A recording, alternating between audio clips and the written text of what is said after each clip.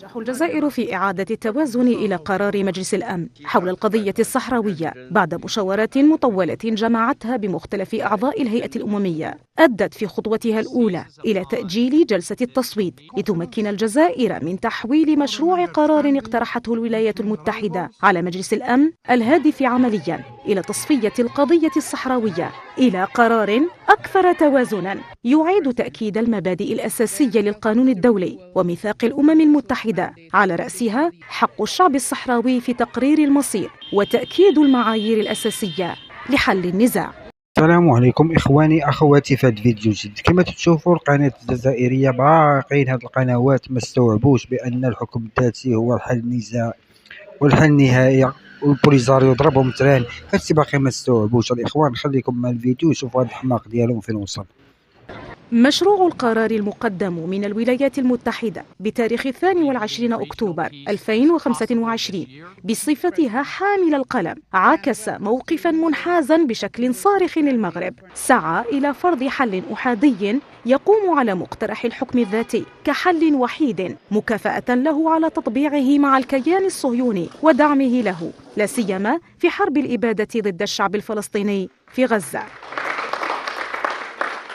المقترح الأمريكي وصف نصه الأصلي مقترح الحكم الذاتي بأنه الأساس الأكثر مصداقية والحل الأكثر جدوى، بل ذهب إلى حد عده الإطار الوحيد للتفاوض، واقترح تمديد ولاية بعثة مينورسو ل3 أشهر فقط، في خطوة فسرت على أنها محاولة لفرض الأمر الواقع وإنهاء دور البعثة الأممية وتحويلها إلى مجرد آلية سياسية خاصة ترعى تطبيق أطروحة الحكم الذاتي.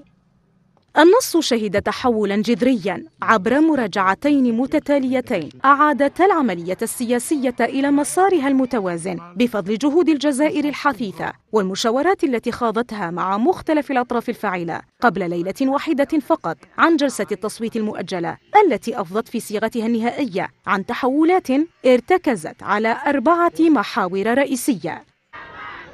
المحور الأول تمثل في أن الحل لن يمر إلا عبر حق الشعب الصحراوي في تقرير المصير، وهنا الجزائر نجحت في فك الارتباط الذي وضعه النص الأصلي بين حق تقرير المصير وخطة الحكم الذاتي، حيث تم تأكيد ضرورة التوصل إلى حل سياسي نهائي ومقبول من الطرفين يكفل للشعب الصحراء الغربية تقرير مصيره، ليصبح هذا الحق هدفاً أساسياً قائماً بذاته وليس نتيجة ثانوية لخيار محدد مسبقاً. وفي هذا الصدد أدرج تعديل جوهري يدعو المبعوث الشخصي إلى تنفيذ قرارات مجلس الأمن السابقة، مما يعيد العملية السياسية إلى مرجعيتها القانونية الأصلية.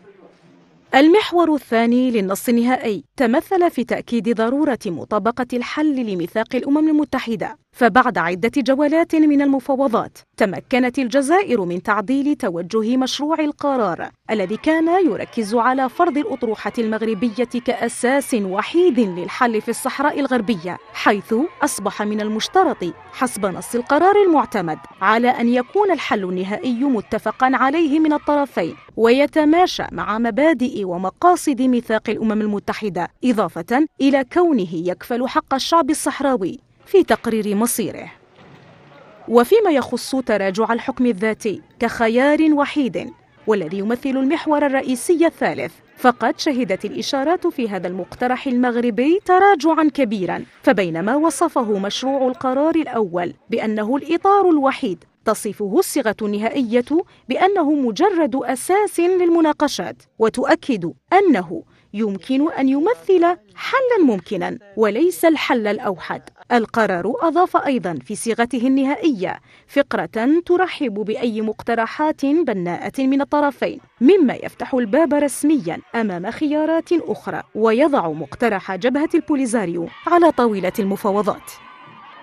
المحور الرابع ارتكز على تأكيده للدور المحوري لبعثة مينورسو، والذي أفضى إلى أهم التعديلات بتمديد عهدة مينورسو لعام كامل حتى 31 أكتوبر 2026، بعدما كان من المقترح تمديد ولايتها ل3 أشهر فقط، وهو ما يتعارض مع ما سعى إليه المغرب الذي لطالما استهدف البعثة سعيا لتحييد خيار الاستفتاء والترويج للحكم الذاتي كحل وحيد ونهائي.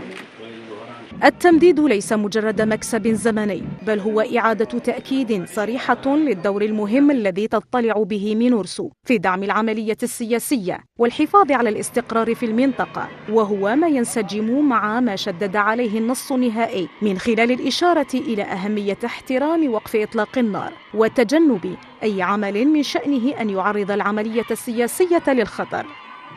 في السياق نفسه تم حذف لغة التهديد بإنهاء البعثة واستبدالها بطلب مراجعة استراتيجية لمستقبلها، وهو مستقبل مرهون بتوجيهات الأمين العام للأمم المتحدة وبتوصل الطرفين إلى حل سياسي مقبول يكفل لشعب الصحراء الغربية حقه في تقرير مصيره. كما شفتوا الاخوان، كان الفيديو جميل. الى عجبكم بحال هذا الفيديو وبحال هذا المحتوى خلونا شي تعليق زوين، ونتلاقاو ان شاء الله في شي فيديو اخر.